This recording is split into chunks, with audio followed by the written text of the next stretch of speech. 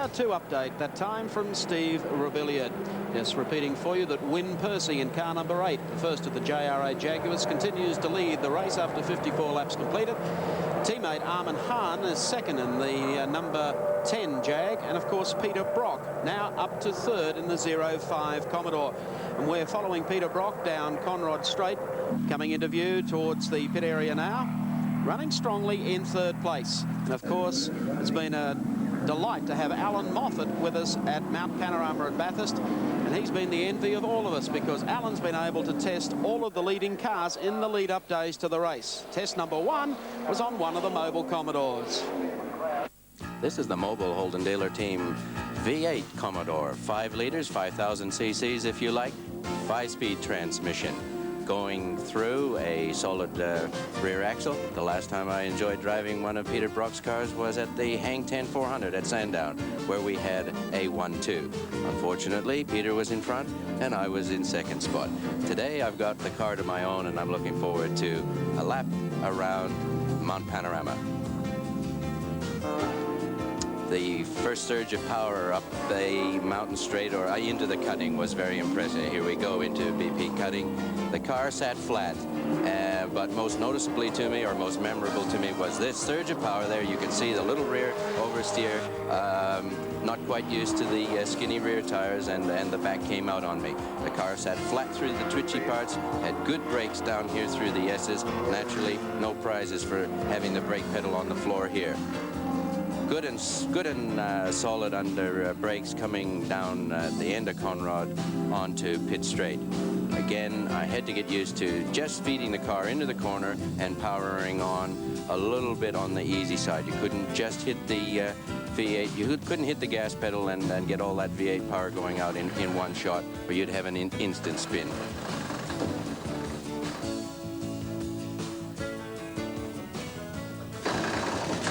My first Group A drive, and I can tell everybody that's listening that these fellows have got a hard job ahead of them.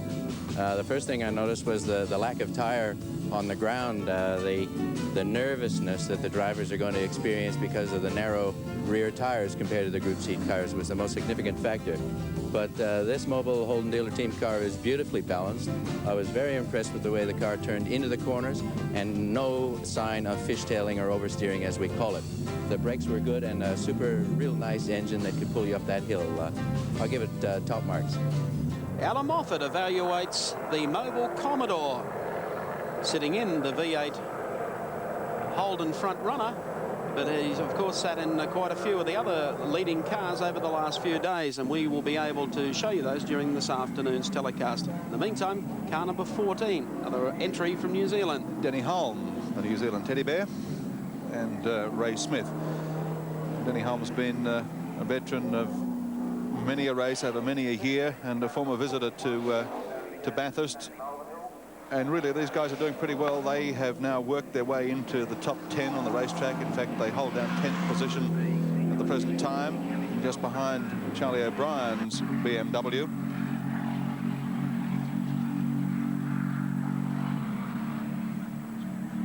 And they are about a lap and a half down on the race leaders, which there's nothing to be ashamed of when you consider the way that the Jaguars are powering along at the head of affairs.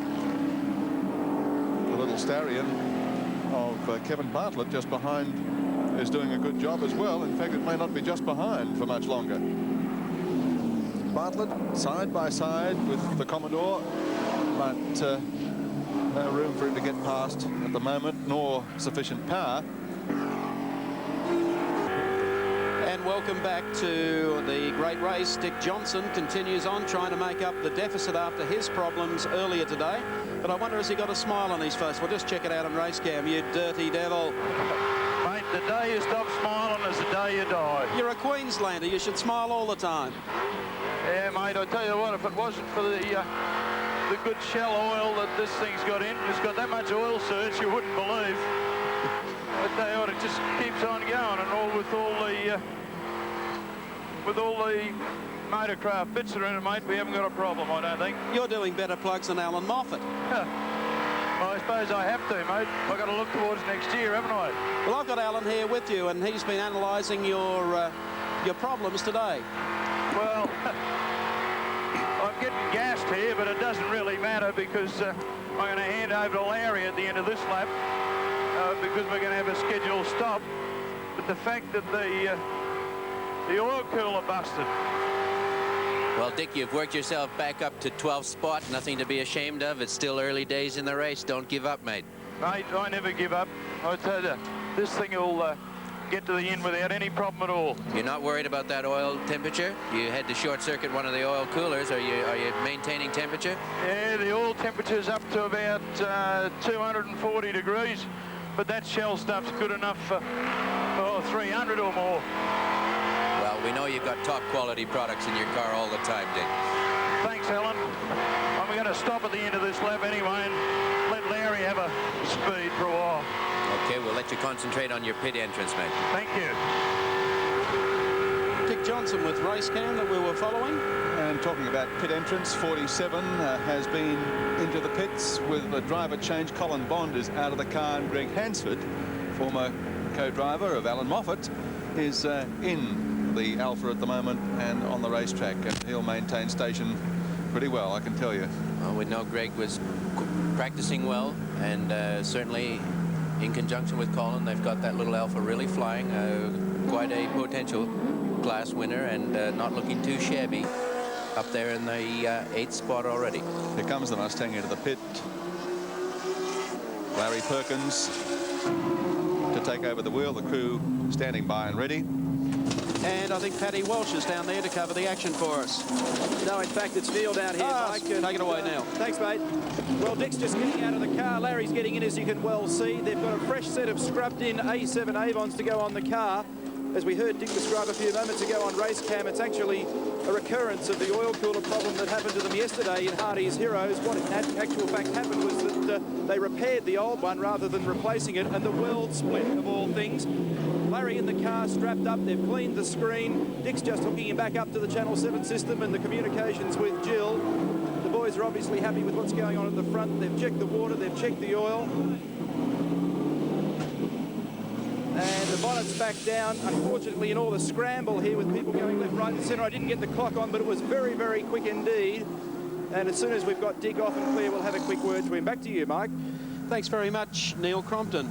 Well, Alan, they were been practicing their pit stops, particularly over the last few days, and I think Larry Perkins has paid a lot of attention to that aspect of their training for the race. Well, it's great when you can have the services of a co-driver who can also act as one of your leading chief mechanics as such. Larry's a good engineer and has got a lot of projects to his credit, and then be able to jump in and help propel the car around the circuit. It's a formidable team. Larry Perkins takes his turn at the wheel. Colin Bond, as we mentioned just a moment ago, has left the Alpha, and Greg Hansford has taken over. We'll have a word with Colin Bond in just a moment. That car, as Alan mentioned, doing remarkably well. Larry's taking it quite gently up the shelf here, Gary. It doesn't sound to be revving to the sound of a little Ford V8 that I'm accustomed to. He wouldn't be taking it this easy on purpose. No, he's got a little something going haywire. He's not coaxing tires at that speed. You have to be careful on your opening lap with fresh tires, but flat tire apparently, so we've just had a report from the top of the mountain, or a deflating tire, front left, I think. Possible, can't see it. Yes. Ooh, oh, the boy, wheel's not more on. than that, the wheel's loose, mate, and he's going to be very, very lucky to get that all the way around. If it was a puncture, he can run on the rim, but if the wheel doesn't stay on the hub, it's a bit of a worry with these single wheel nuts. They look flashy and they're nice for the mechanics, but boy, there's nothing like having 5 wheel nuts on. It's a if you slip one, you got a chance of getting to the pits. Four. If you got 4 on you, you can still keep on 3. But if that wheel comes off like it's looking, and it's going to do it just when he puts the weight on it into the dip here. Oh man! And couldn't have happened in a worse section of the track. If he were to stop here, he's getting the raspberry from the Commodore and the Jag fans on the top of the mountain through that dipper there, and it was amazing it stayed on through that. There goes Kevin Bartlett in the Starion slipping by him. Thing is, though, that if he can just coax it through here and get it onto the straight, do you think he can make it back out? I do, because he's in the worst positions at the moment where the car is getting loaded one way or another. It almost looks as if the guard is holding it on. or there is some form of a safety mechanism that I'm not familiar with. Oh, that doesn't look But too safe. It's not smoking at this stage, so it's not indicating that the tire's rubbing anywhere. He's going at a reasonable clip. I suppose you'd say that's about 20 miles an hour. I think he's got a chance. Certainly now, with no forces on the lateral forces on the car, he should be able to limp back, having got this far. The biggest problem he faces, perhaps, is the zigzag maze coming into the pits. Yes, well, I won't comment on those zigzags, Mike. I got dizzy the first time I went through. Well, Larry Perkins is at the wheel of the car, and obviously, Larry, you know what's wrong, and you're taking it very steady. I'm certainly taking it steady. I've got either a dead flat front tire or it's falling off or something. It's very loose, Larry. We've been able to see from the outside, and a couple of times it's looked as though it was about to part company, but it's just hanging in there. You'll need to be very careful through the pit entry lane. It certainly feels that way. I think the wheel is not on the drive dogs, and when I put the brake on, the brake stops, but the wheel keeps turning. Not really the best of situations. Well, hang on to it, buddy, because there's you've got to get there before they can put another one on. You're not wrong there. Okay, Larry, I'll let you get back to some concentrating here. Okay.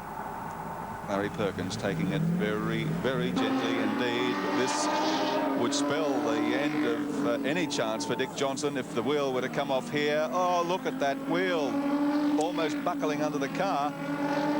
He's got a speed hump or two to negotiate in the pit lane as well. He might short-circuit one of those, Gary. Take one on the left at least. Well, he's done a heck of a job getting that back down. He's given us the clue that the wheel didn't go into its little locking insert that is on the hub. As such, it's not quite... Oh, boy, that didn't take much. Look at the shredded metal. Yes. All right. Goodbye to $500 wheel. Oh, image above. Just goes to show, for all the drill, all the rehearsal, In the speed of the moment, and I know it's one item that all race crews go to sleep with. People think only the drivers have got a nervous day waiting for them on a Saturday night, but every race mechanic who has a wheel to change has got that in front of him, and I hope all the aspiring fellows watching on Channel 7 just see how easy it is to put a driver into the graveyard. Well, those are the holes that had to go into dowels and fit onto the wheel, and then the nut itself just locks up tight. Well, problems for the Dick Johnson team. I guess a guy with a smile on his face after an early pit stop has to be Colin Bond, who has done very well in the Alpha GTV6. He's with Neil Crompton in our pit studio. Well, it's Pat Welch, Michael, who decided to swap jackets. We're just trying to confuse you up there. Colin, as we can see, the Dick Johnson pit is right beside us. A little bit of consternation there, obviously, but certainly none in your pit. It's been going perfectly, hasn't it? It has, actually. The car's been running very well all week. The only minor problem we've got at present, if I really give it a hard serve and rev it to, say, 7.5, 7.6 going up the mountain, when I get to the top of the hill, it is pumping a little bit of water onto the windscreen. Pull the revs back a bit and it goes away. So that's the way we've been driving it, just driving it hard enough, you know, keeping the revs back to, say, 7.3, circulating without getting into trouble. And, you know, I think when I came in, we were either 7th or 8th outright leading the class. So that's the way it's going to go, and we've made a third distance on that tank, so it means we're only going to need 2 stops all day. And Greg's out in the car now, and of course he'll do a very good job. That's right, very capable driver, Greg Hansford, so you want to stay at least at 7th spot, don't you? Well, I think after those pit stops, we'll get some of the BMWs out passing us again. But again, as I said, with 2 stops, and the boys did a very good stop. I think we were in the pits there for 31 seconds, fuel, tyre change, driver change. If we do that again next time and have no problems all day, well, we predicted we'd finish in the top 5, and it's looking good. I mentioned to Alan Moffat a little earlier in the day that the attrition rate has been high, and he tended to believe that quite a lot of the drivers are trying to just push their machines a little too hard in competition with the Jaguars. They are, actually. I was a bit disappointed with one of the Holden drivers who passed me. We've got ball coming through the cutting behind little Toyota, and we're circulating about the same speed. and then he proceeded to pass me right there and then, cut me off, and then he put me into the wall. You know, took the front mud guard with him, and I just sort of think that was sort of a bit stupid, because there's plenty of time. Anyone that was catching me, I let them go, because it's a long race, and that's the way you've got to play it. You just don't go out there and race. If it was a 5-lap, but then it's a different thing. It's 1,000 kilometres, and you've got to look after the car and machinery, and don't get yourself into those predicaments. So more than anything today, experience could be the key to this one. It always is, I think. You know, at the end of the day, the same people keep popping up winning the event, and you know, experience has got a fair bit to do with that. Plus, I think, you know, there's knowledge of the circuit itself and the cars, and the fact that you don't get yourself out onto the marbles, you know, passing slower cars, and there are a couple of slow cars, there always has been. You just make sure that if you catch them, well, as I do, that, you know, you pick them off in a place where it's safe and keep going. If you waste a second or two, that's fine, because if you just sort of go for it at that particular time, put yourself into the wall, you know, you think afterwards that was, you know, a little bit stupid. Okay, Colin, best of luck with that prediction of yours that you'll finish in the top 5, and if things keep going the way they are, I don't think you'll have any problems doing it. Well, thanks very much. Colin Bond down here in the pit studio. It's back to you, Michael. Thank you, Paddy Walsh, and we've been following Greg Hansford around in car number 47. In 11th position on the racetrack at the present time is Greg. Let's check out the situation regarding the top 5 with 60+ laps gone in the James Hardie 1000. Win Percy in the number 8 Jaguar is at the head of the fares from car 10. Armin Hahn at the wheel of the second Jaguar. Then 05 Peter Brock in the Commodore holds down third place from 21. Roberto Ravalia in the Bob Jane BMW. And then car 7, the second dealer team car, with David Parsons at the wheel.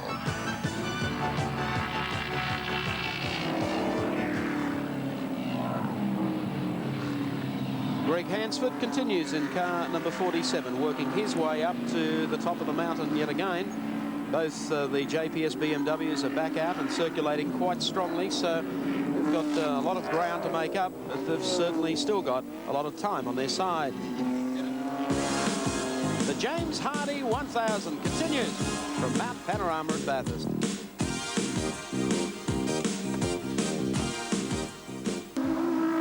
They've appreciated the time they've spent here at the mountain. Everything's gone very smoothly for them.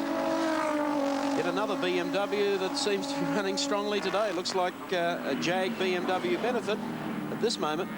Keep in mind, Peter Brock still running third and doing it without too many problems. The BMWs sit very flat on the circuit, Mike, and give the drivers a lot of confidence. These fellows are not running works cars, but they're certainly showing that their New Zealand preparation has not gone astray, and they're the pride of the New Zealand brigade at the moment. Certainly are. The New Zealanders, the New Zealand ranks are thinning quite dramatically, because Robbie Francevic's Volvo, car 55, just a moment ago was pushed behind the pit lane to the garage area.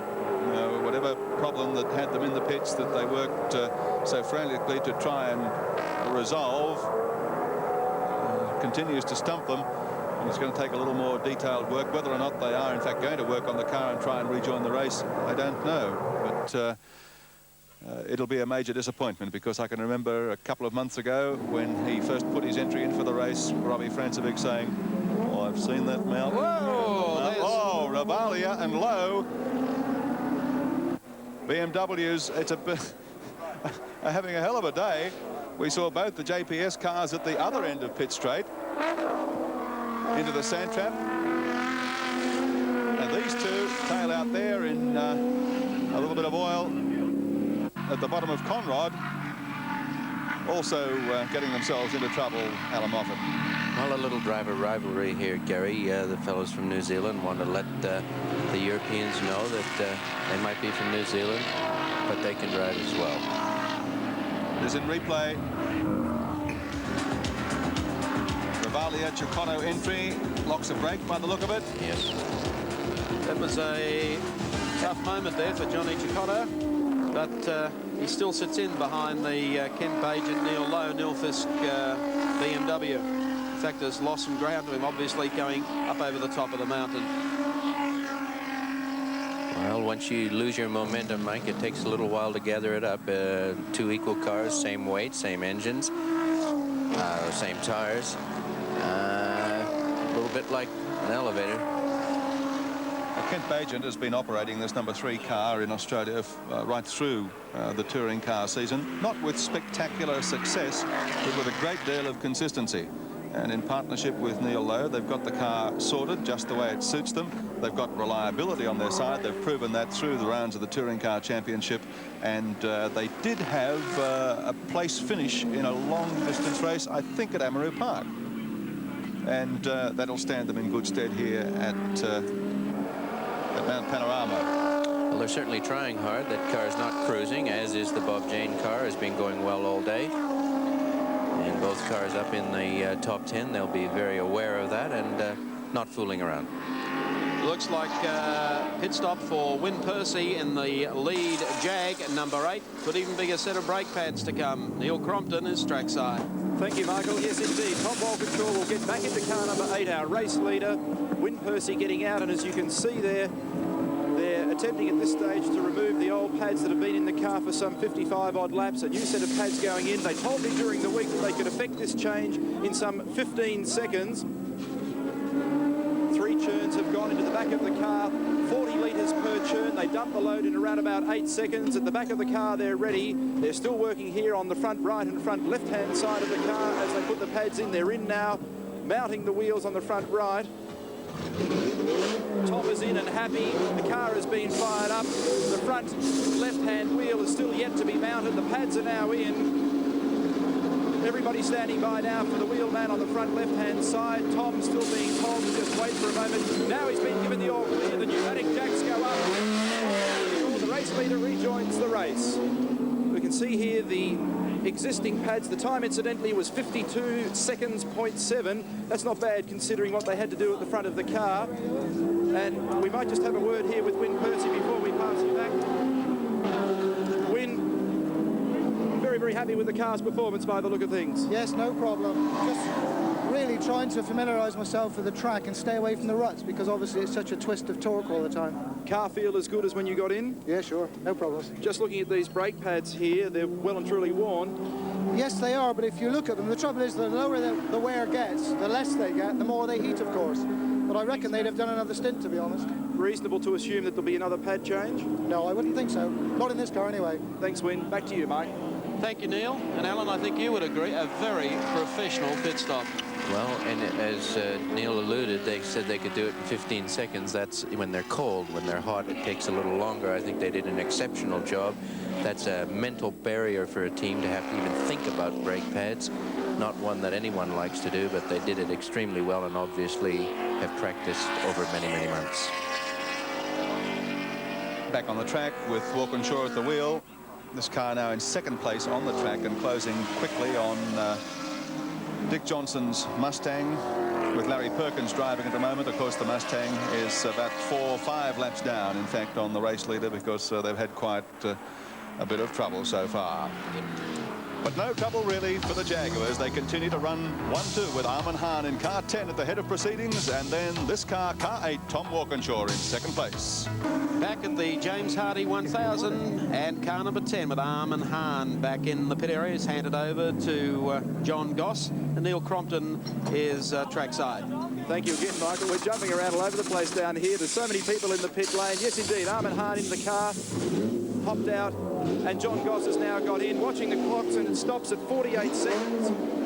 And that was a very, very quick and effective stop. They did change pads, 3 churns of fuel, 4 new tyres. They're off and running again in 2nd place. Judging by that, John hasn't put the communication plug in, but he's slowed down. I think he's trying to achieve all that before he goes out. So a very professional pit stop, Alan, for the 2 Jaguars. Well, one must remember the 2-car team, the strain on the crew, although they do have a practice run there with Win, Percy and Tom's car. Makes it a little bit easier, but nevertheless, brake pad changes are not the type of things that we're accustomed to in Australia. It is the norm overseas, and these fellas are showing us how to do it for future years. Here's Tim Slako. We're following in the Tim Slako entry from Alf Barbagallo Cars from Western Australia, Rover Vitesse, Andy Rouse built machine, still running very, very strongly in a beautifully turned out car.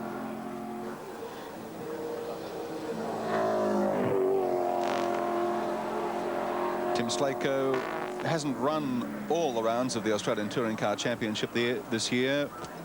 We did see him at Wanneroo in West Australia, the hometown track, of course, and he has made a couple of other appearances and has run again quite consistently, but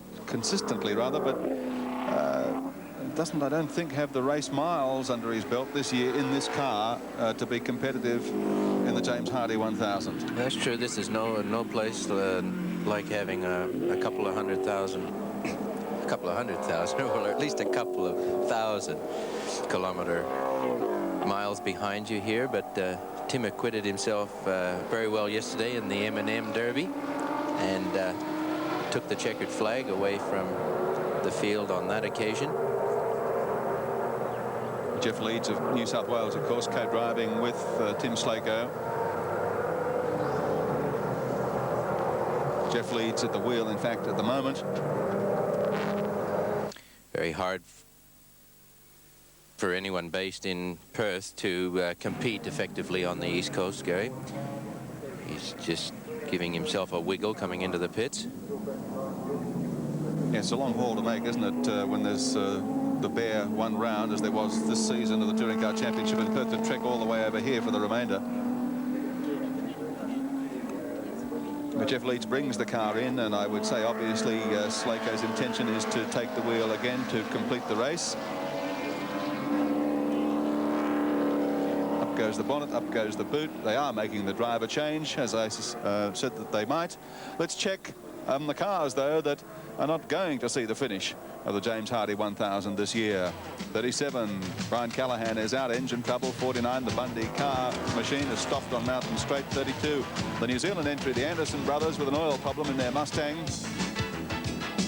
Also out is 29, Davison and Kramer, another Mustang that crashed. 44, the Williamson Mazera Supra with engine trouble, was out on lap 32.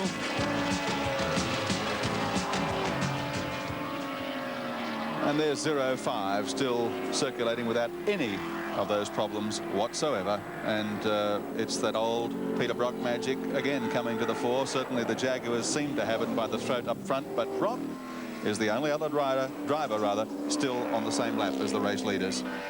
Well, he knows how to circulate around here, Gary. There's no question of that. Might have had to swallow a little hard on the opening laps and take a back seat, but I think their game plan is to just slide in quietly, and to be in third spot in a James Hardy is nothing to be ashamed about. Car appears to be going well. Peter elected to stay in it for the 2 stints that will take him up to the halfway mark. He'll be very tired at that stage, but a sign of his determination to get the car up as well as it can be placed by the halfway mark before passing over to David Oxton. A little bit of slide there. These cars are not bulletproof. They are hard to drive by comparison with the vehicles we were accustomed to over the last 5 years. And turn into the corner all right, but then you can't just hit the gas pedal and hope for the best. It will fishtail on you. Under the camera mounted on Conrod Straight, the 2 big Jaguars go through, and Brock, as you can see, is not all that much astern of them, Alan Moffat. No, he isn't, and I think with all respect to the Jaguar pit stops, they are good for the amount of work they're doing. The Holden-Daler team have had their first stop in 24 seconds, admittedly not with a driver change. If at their next stop they can do it in around 30-35 seconds and just pick up that 20 seconds a stop, it's all money in the bag on the last lap. Well, that's where Brock intends to be, there on the last lap. Alan, as I said earlier, has had the opportunity to drive some of the leading cars for this year's James Hardy 1000. And I guess one of the more interesting ones was the Volvo 240 owned by Mark Petch. This is the 4-cylinder, 3-liter turbocharged Volvo, approximately 340 horsepower, and carrying an all-up weight of 1,080 kilograms. It's the combination of the turbocharging factor of the small engine and the lighter weight by comparison with the V8s that gives this little flyer a real zap, particularly here coming up the shelf where the turbocharger can really activate the potential of the engine. These cars have been going extremely well in Europe and are potential winners of the European Touring Car Championship. And here today in the James Hardy, I'm sure, are going to acquit themselves extremely well. The car was quite nicely balanced, even though it is quite high. Some would say it looks a bit like a block of flats by comparison with some of the other cars. But nevertheless, don't discount this car. It handled well, it was balanced, and had the acceleration with the turbocharger to give it the snap on the straights to certainly stay with a V8.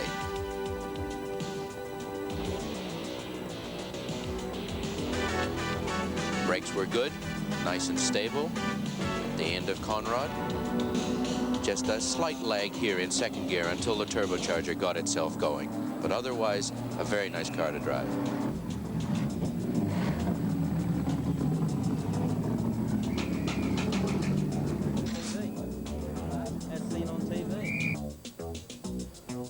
This is truly an amazing little car. For an engine with a small capacity engine, it's just proof positive of what turbos are going to do for all the cars in the future.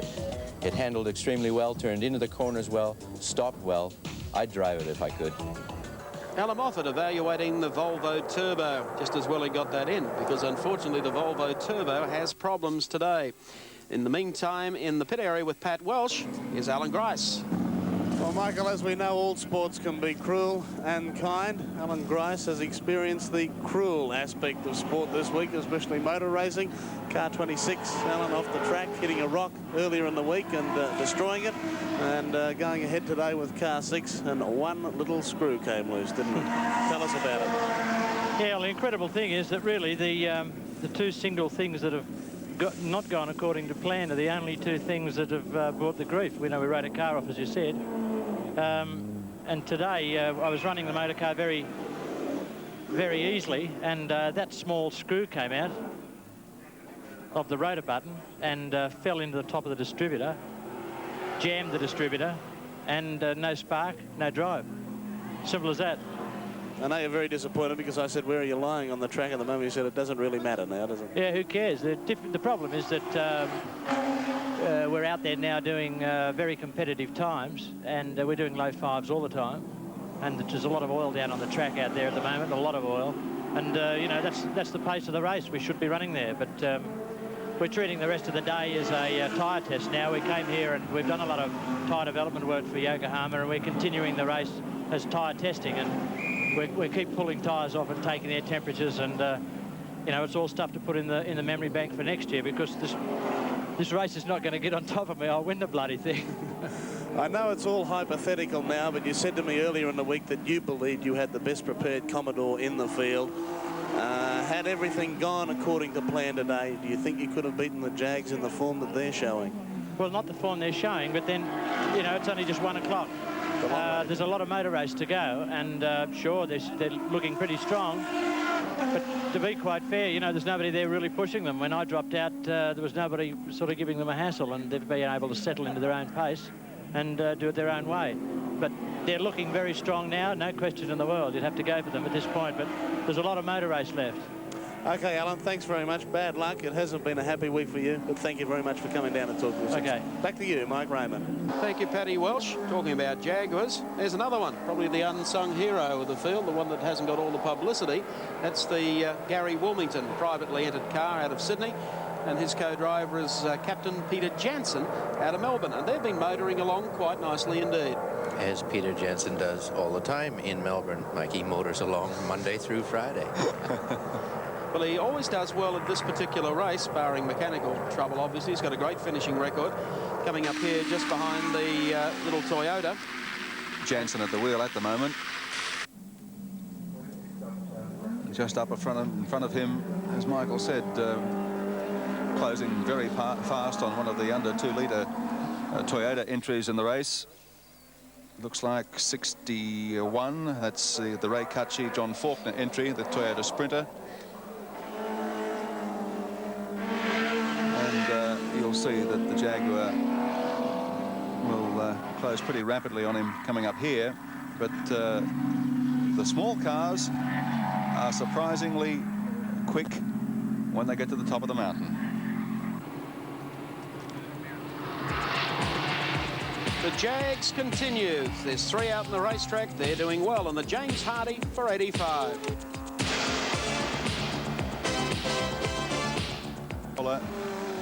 Well kitted out and extremely consistent. Obviously not able to match it with power with the bigger cars, but they certainly can hold their own on the racetrack, and they are extremely quick across this top part of the course. Well, the little Toyota continues across the top of the mountain, and a dejected Kiwi is now with Neil Crompton. The man who gave the Jaguars plenty to think about in the opening laps of this year's James Hardy 1000 is my old mate from New Zealand, but Robbie Francevic, you must have walked under 13 ladders and cracked 13 mirrors to get in the stripe that you've got in since then. What went wrong? Well, I hope that the Australian public don't write us off as a real bad team, because it was the alternator that went, and like you could look at the alternator and you could change it, and the one you changed could pack up. It was a diode inside which burned out. That can happen to a brand new diode or an old worn one, but you know, it's a luck thing, and I just hope that Mark decides to come back to Australia next year, because I'd love to be here next year. What do you think of our mountain? Oh, I love the mountain. It never intimidated me at any stage, and I wished I had some time to get my car set up, and I'd have really showed you a flying lap in Hardy's Heroes. Together with my teammates and all of the people in Australia that enjoyed you during the year, thanks for coming out. There's been some great stuff, and we wish you the very best of luck next year. And thank you all. You've been terrific too. Thank you. The Kiwi himself, Robbie Francevic, and bad luck, Robbie, and he'll be around, and he is a great character.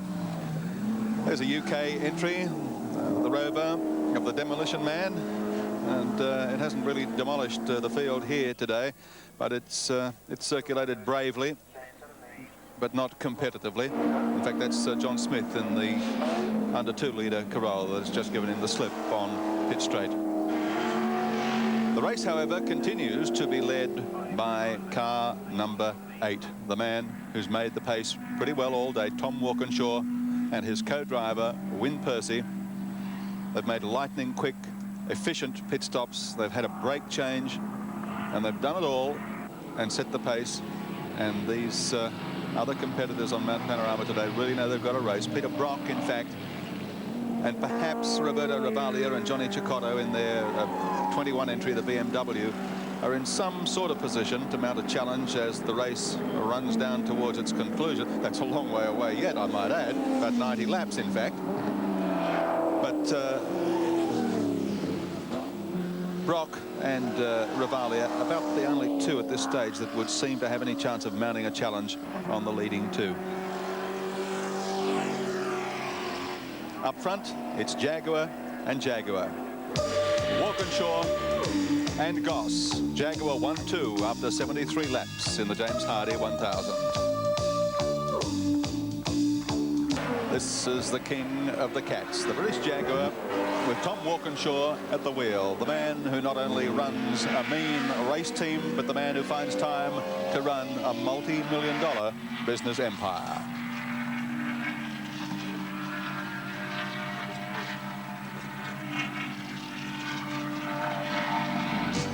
The tiny town of Kidlington near Oxford might not be one of the world's great landmarks, but it's home base for 35-year-old Scot Tom Walkinshaw, arguably England's most successful touring car driver.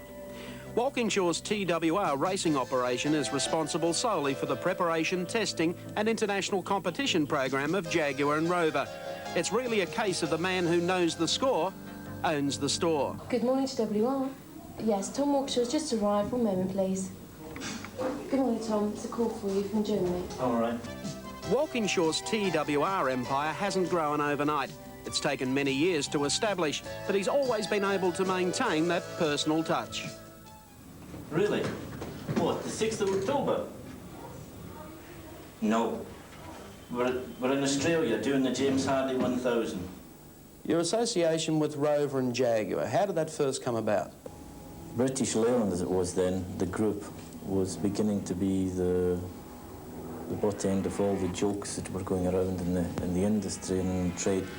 And we were just having a board meeting one day, and it came up that, you know, we're here in the Midlands, and our entire livelihood really depends to a degree on the economics of the country and the part of the country we're in.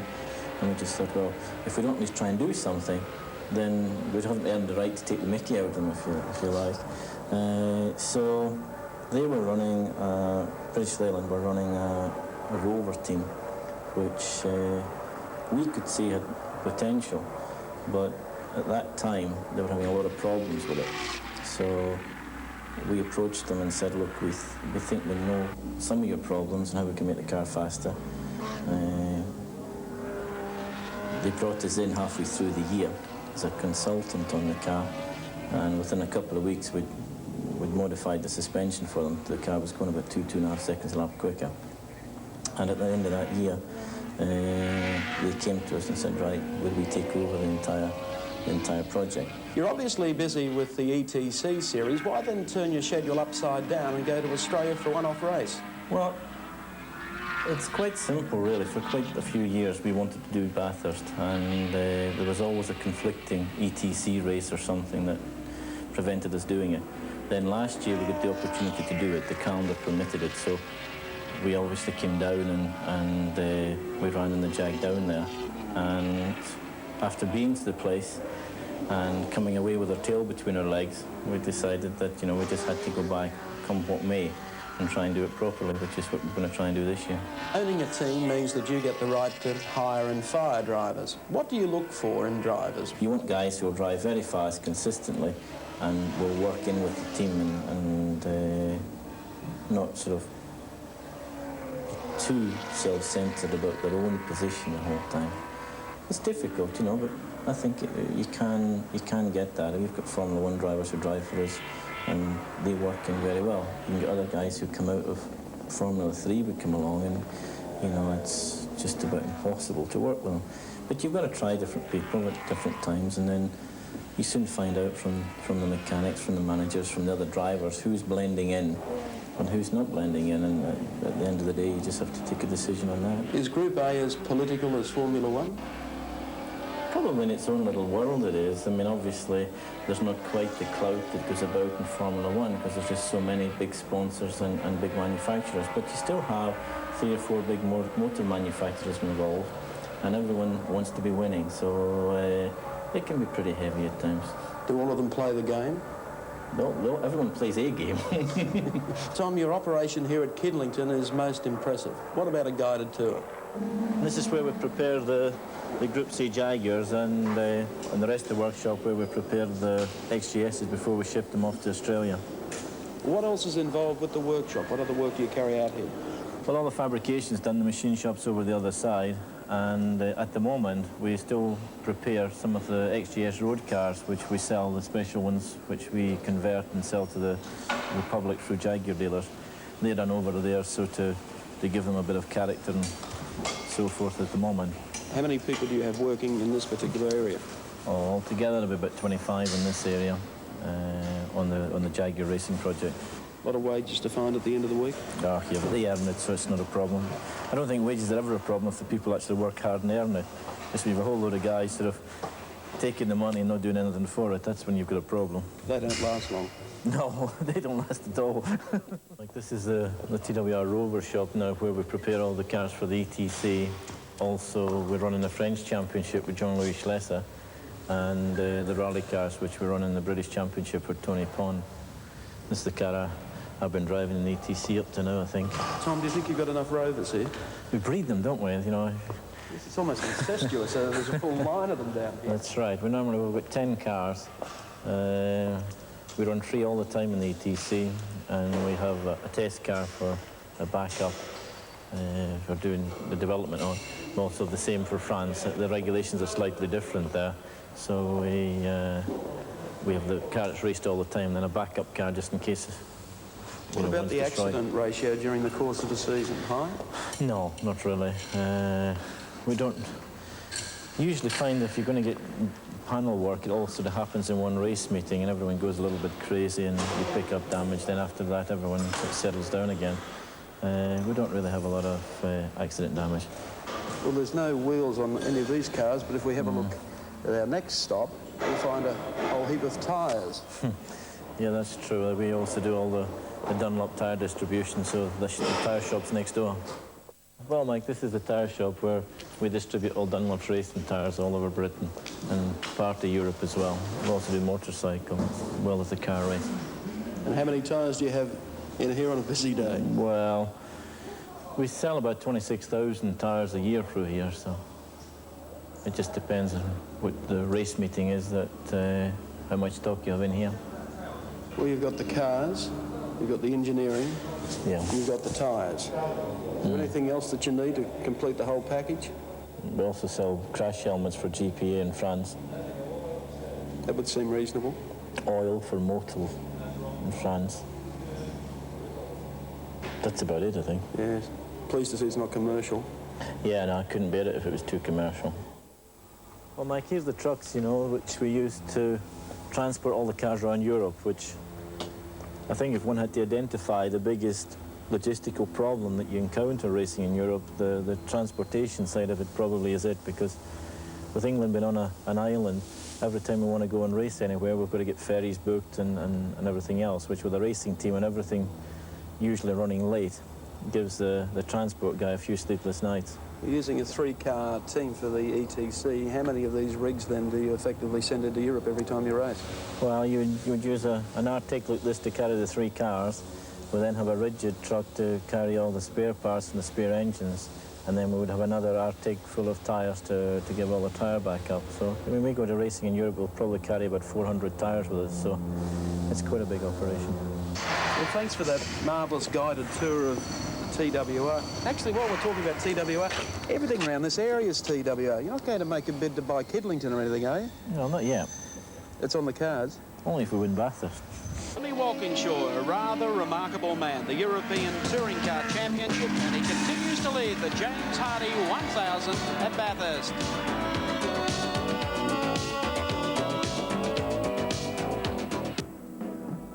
We're almost approaching the halfway distance of the race, and time to update hour 3 of the James Hardy 1000. And the Kiwi who flies, Robbie Francevic, came down to earth in a major way, into the pits with alternator problems. And sorry, Robbie, 1985 isn't your year for the James Hardy. Car 40 is Terry Finnegan, the Hewitt Valley car. That's doing very nicely, thank you very much. Another one of the Commodores. Terry Finnegan, a good touring car driver, of course, too. Down through the S's he comes. Colin Bond, also an experienced driver, but had to bring all his experience to bear to get around the end of Conrod Straight, explored a bit of territory off the circuit. And the Jag gives him the go-by. Peter Brock, meanwhile, doing well and up into 3rd place. And he's a very consistent driver, our Peter Brock. Might be down on a few horsepower compared to the Jags, but he's still in there, running 3rd. Dickie Johnson into the pits. Still oil problems. Larry Perkins steps into the car. Little did he know what problem he was about to confront at the top of the mountain.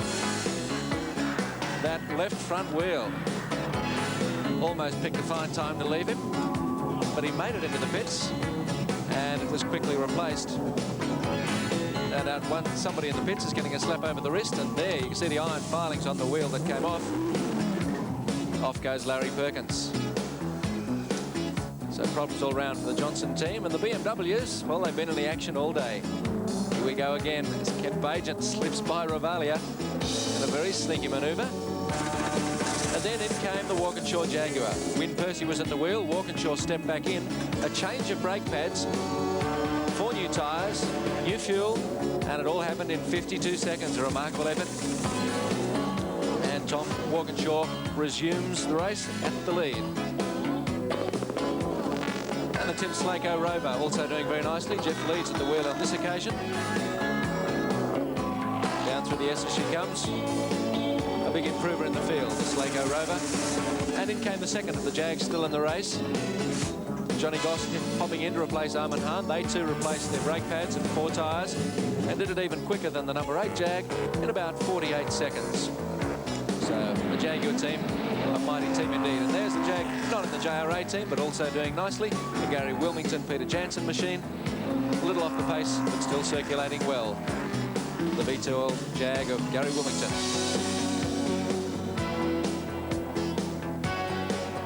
The Hour 3 update from Steve Robilliard as we follow Johnny Cecotto down through the S's and heading down towards the exit to Valvoline Corner. Flashing his lights there at a slower car just getting in his way. Let's take a closer look at the background of this man from Venezuela, Johnny Cecotto. Co-driving this car with Roberto Ravaglia. Cecotto, former world 750cc motorcycle champion, Formula 2 driver in Europe, second in the 24-hour race at Spa this year. First start at Bathurst, 29 years of age, and as I said, from Venezuela, driving the BMW 635, sponsored by Bob Jane T-Marts. Been racing for 5 years, a recent starter. Well, motor racing. So, Johnny Cecotto, one to watch, and these two have been scrapping for the last 5 laps. Neil Lowe and Johnny Cecotto. Cecotto running 4th in the race, and of course Neil Lowe only a spot behind in 5th. It was.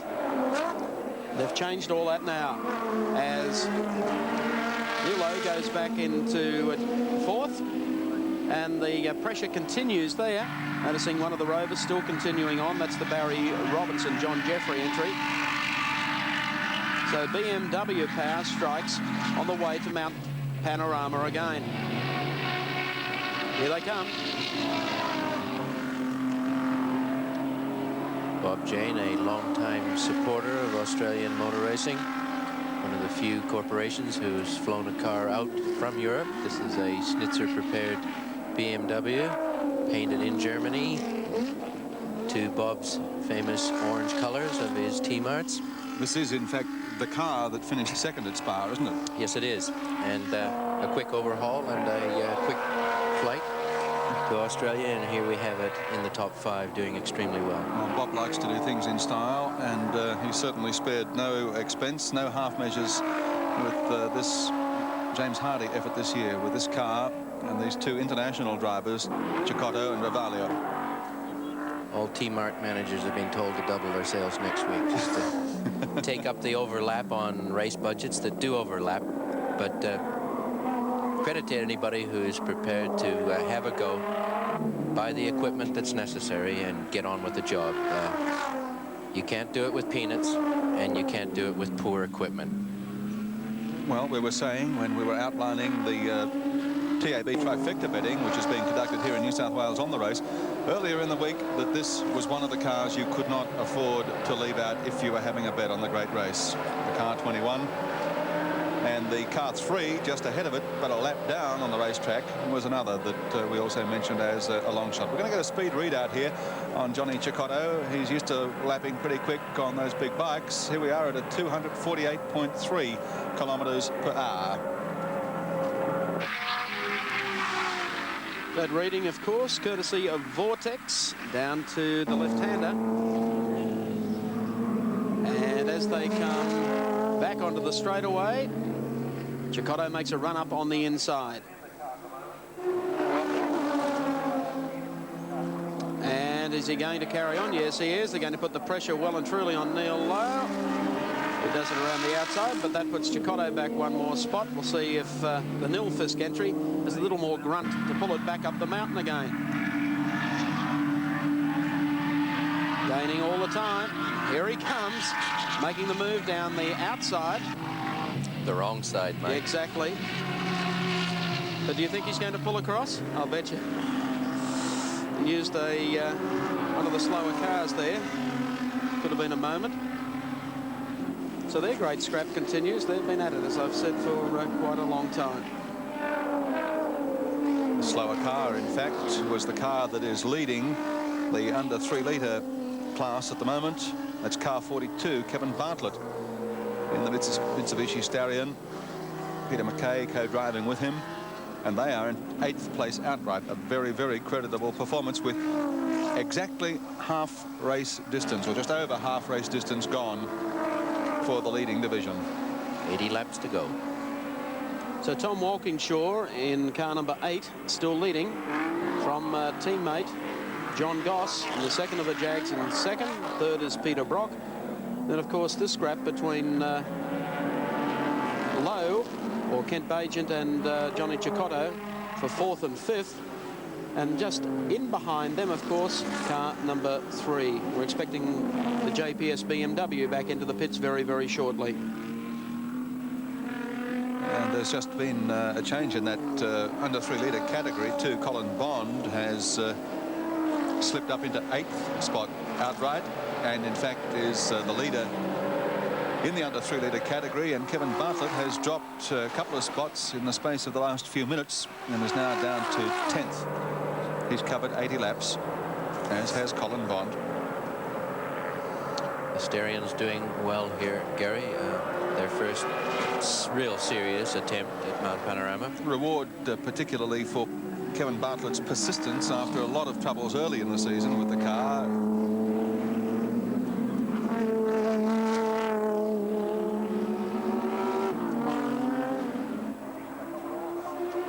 Pretty hard, Alan, I guess, to come to grips when a whole new category is introduced like this. You can't expect, unless you've got the huge machinery like a Walkinshaw or perhaps even a Peter Brock, to be up and running with 100% consistency in the first season. That's the difference between golf and tennis.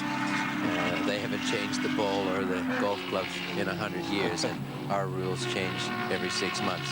It does make it difficult, and one of the reasons why we're seeing the competitiveness of the BMWs is the fact that these cars have been running in Europe for a number of years. They've got their package sorted out. They conform to the regulations, and they're getting the best out of those regulations. Well, the Jags are doing well, and so too are the BMWs. Let's check out how the entire field is situated in the great race.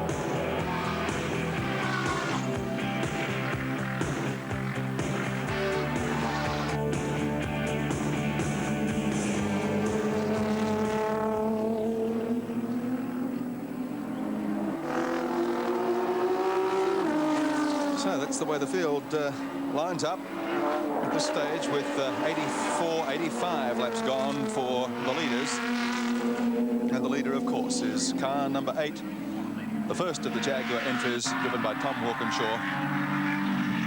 And it's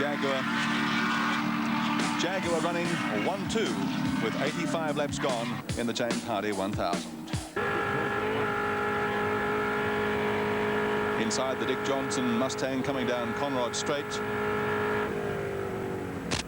Back in the field, though, in 13th position at the moment, and several laps down after a lot of traumas on race day here at the 1985 James Hardy 1000. But there have been lots of traumas for lots of people. Some are still running well, but others have had some real dramas. Let's go to the pits and check out the situation with Neil Crompton.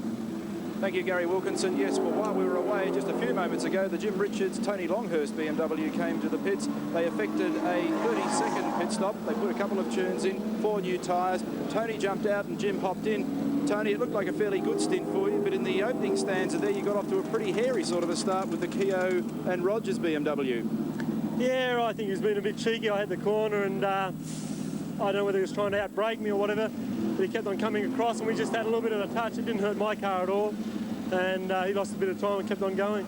Well, after the unfortunate demise of the car into the sand trap, you're now working your way back up. We've learnt that you're in 13th position. There's still a long way to go. Do you think you have a reasonable chance of getting right back up into the teeth of it?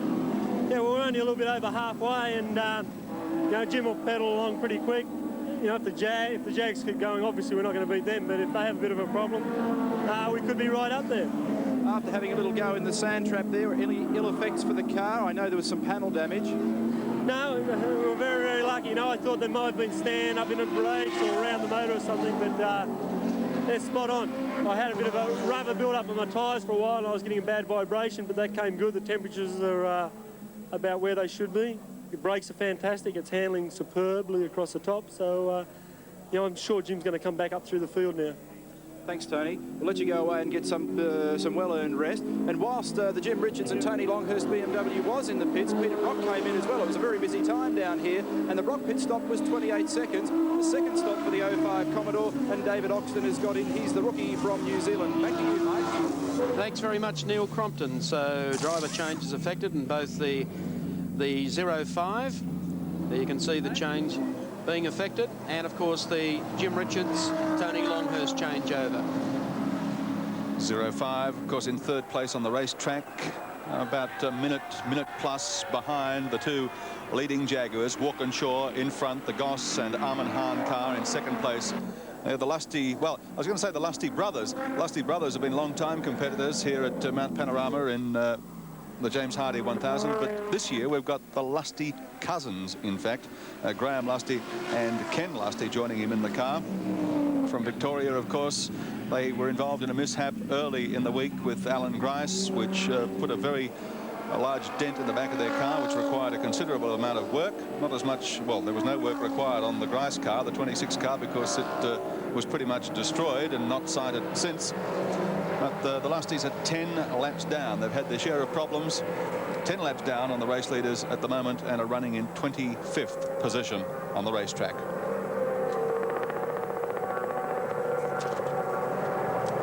Well, the Commodores still looking very sharp. Peter Brock and David Oxton in third, as we mentioned before. And, of course, just following the Lusty car down to the end of Conrod Straight, where it's now going into the pit area to have completed pit stop. Pits has been a very busy area for the last 4 or 5 minutes. It certainly has. Car 14, Denny Hulme, who was running so well, in fact, up in the top 10 earlier, has been in with a broken rocker. Car 20's been in and out again for about the fourth time. They've had a driver change. Jim Keogh replacing Gary Rogers at the wheel and back in the race. And car 55, Robbie Francevic's Volvo, is back in the race and circulating a long way down in the field. They had to come in earlier and discovered that they had some problem there and had to make an alternator change. They've effected that and are back out there circulating, but just for the exercise, I suspect. Car 36, the Lusty cousins at work. A driver change also taking place there. And you'll find Graham Lusty getting back in the car.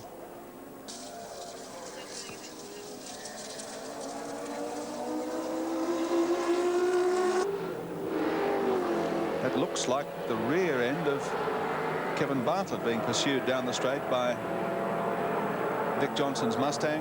Yes, it is 42. And KB and Peter McKay are doing a great job. But they've slipped just a fraction in the last few laps from being hounding the heels of the top 10 and leading the class. Colin Bond is now the class leader in the under 3 litre category.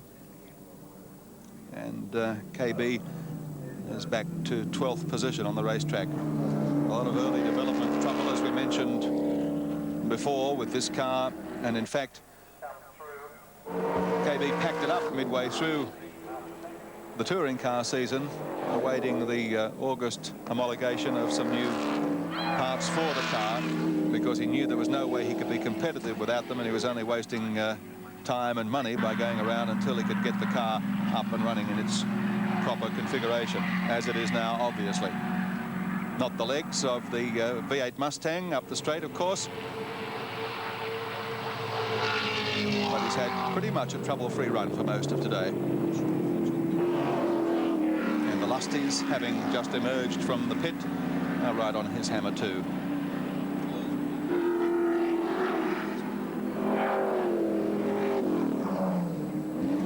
Bartlett would have as much experience, Alan Moffat, as anybody that's ever come to this mountain, I'd say. Well, most definitely.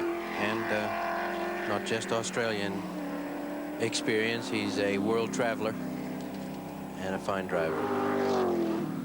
Happy to have been associated with him in our RX-7 team to Daytona earlier this year.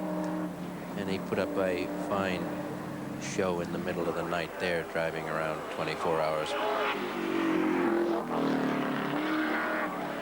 What about the possibility of a 24-hour James Hardy? Oh, I was just wondering how many people were exercising their minds to that aspect of what it would be like coming through here in the dark with headlights a little askance. It'll be quite an interesting circuit in the dark. Not as difficult as some people would think. When the dark comes down, a lot of the real estate disappears and you're able to concentrate just on the tarmac. But nevertheless, you still have to have headlights when you're traveling at a 255K. It does help to be able to see where you're planning to make your next move. A closer look at KB, Kevin Bartlett, in the Mitsubishi Rally Art Starion. Peter McKay, the co-driver. Speed readout coming down Conrod at 235.36 kilometres per hour. That's about 8 kilometres per hour slower than our last readout, which we had on the Johnny Cicotto and Roberto Ravaglia BMW. Around the 150 mile an hour mark. Not bad for a little car. Very aerodynamic, nicely styled, and a pretty car to look at. 12th position on the racetrack, remember, 4 laps down on the outright race leaders, the 12-cylinder Jaguars, as you'd expect, and running second in its class behind the Alpha GTV6 driven by Colin Bond. Bond 9th place outright, Bartlett 12th place outright. But both having covered the same amount of laps to this point, so there's not too much between them. And KB would still be looking for a class win, I think, here at Mount Panorama in 1985. Just a question of whether or not he can reel in his old adversary, Colin Bond. Why don't we check the top 10 on the racetrack at this moment in the James Hardy 1000. Car number 8, Tom Walkinshaw, and Win Percy in the Jaguar. Lead Armin Hahn and John Goss, also Jaguar. 05, Colin Bond. Peter Brock, rather, and David Oxton are next with 88 laps covered, with Johnny Cicotto and Ravaglia in the BMW. McLeod, Bailey in their Commodore. The next followed by Kent Pagent and Neil Lowe in car number 3, also a BMW, and following them, the BMW of Charlie O'Brien. The number 7 car, the second dealer team car, Harvey and Parsons, then Bond and Hansford, Richard and Longhurst in the number 1 JPS BMW, then Johnson and Perkins in car 17, the Mustang, and Bartlett and McKay, the man that we were just looking at. Well, a very, very strong running from Kevin Bartlett. Certainly a lot happier time at Mount Panorama this weekend than he encountered last weekend. Troll and Ultra Tune, they started from 37th position on the starting grid, and by courtesy of a little consistent driving and a few dropouts, they currently occupy 30th place on the racetrack. One highway patrol without a siren, I suspect. And no little notebook to write in either. And none of those radar guns to stick out the window. Well, Lester Smurton came here last year with the Commodore in Group A trim. Received a lot of assistance from the Peter Brock team to evaluate the car. But I think they went away and they've done their homework. We haven't seen Lester on the Australian Touring Car Championship trail. But we do have a radar, Vortex radar reader coming up on car 30 as they approach 251.20 kilometres an hour. That is still quite a speed to be getting down Conrod Straight at Mount Panorama. The car's a long way down off the race lead, of course, in 30th place, having covered 76 laps. But I guess if you're not in a winning position, I think least, a Dick Johnson fan there. 17, in fact, yes, inscribed. The dog looks a little bit reluctant. Anyway, back with the Lester Smurton car.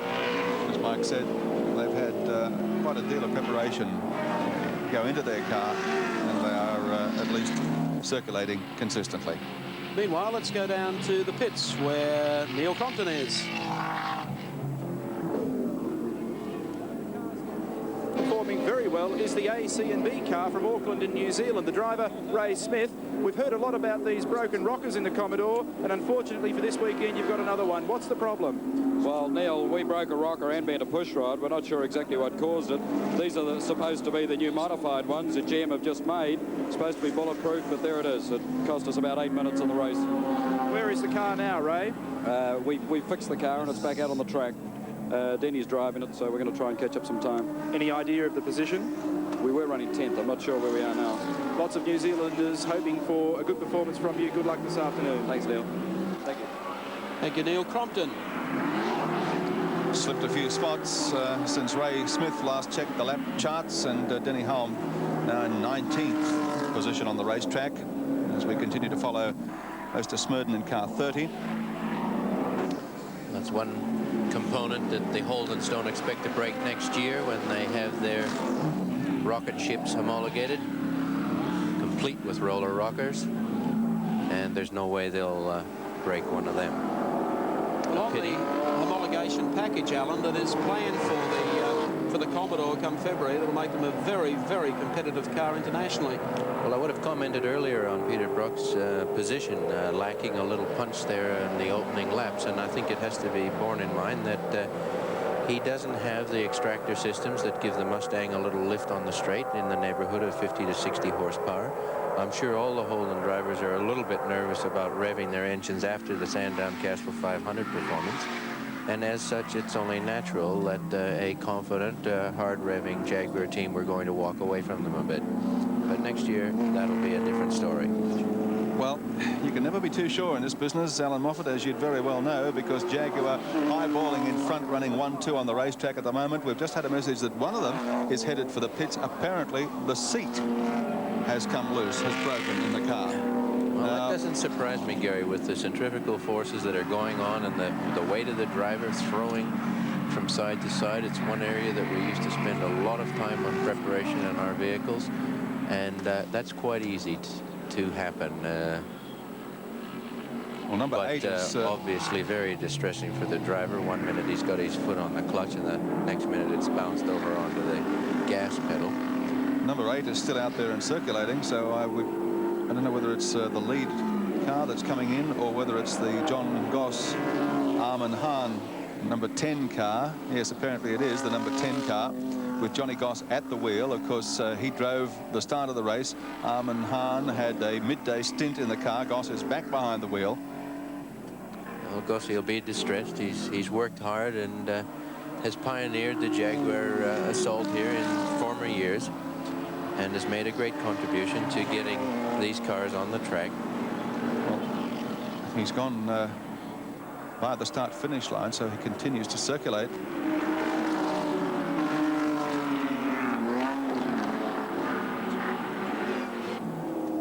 Both the cars still on the track, but the pit crew for Jaguar are standing by and ready.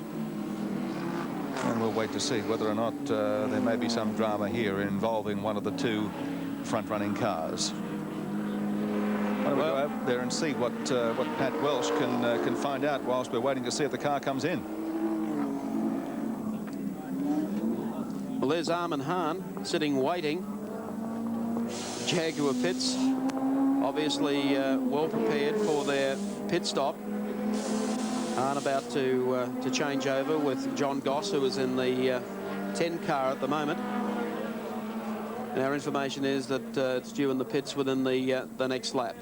Been a very, very well drilled group, the JRA Jaguar team, and apart from their problems, obviously, with the 9 car, which must have disappointed them, the other 2 cars have been running perfectly all day.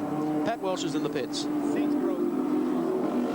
Mike, I've just spoken to Andy Morrison. He's a little bit busy, as you can understand at the moment. Armin is standing by to take over, but there is a broken seat, apparently. A broken seat seems to be the problem. I'll have more for you as soon as I can get it, but as you can understand, they are very busy down here, and we'll speak to Andy Morrison, the team manager, in just a moment. Thank you, Patrick.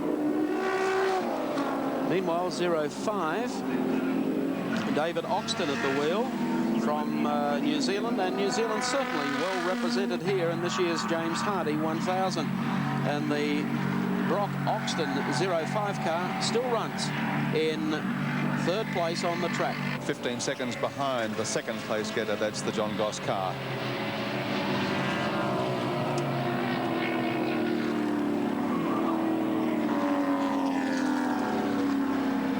David Oxton, we mentioned earlier, from New Zealand, and our Kiwi viewers will be interested in that, and also interested to know that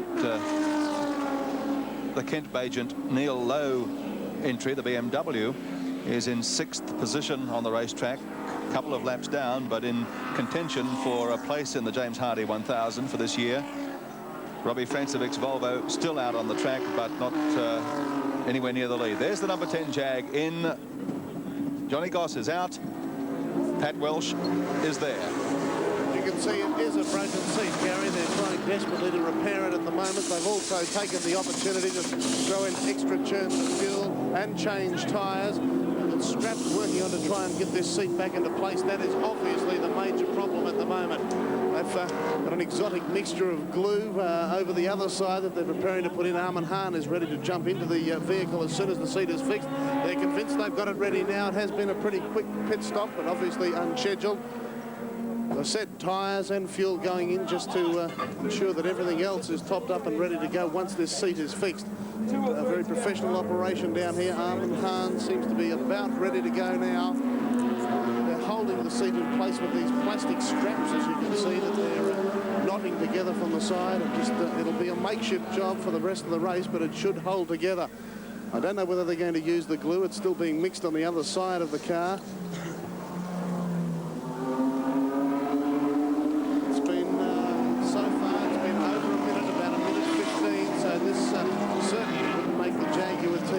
At all. Still having problems with the seat, still trying to get it strapped into position. As I said, they're using plastic straps and holding it down from all sides, strapping it to the roll bars.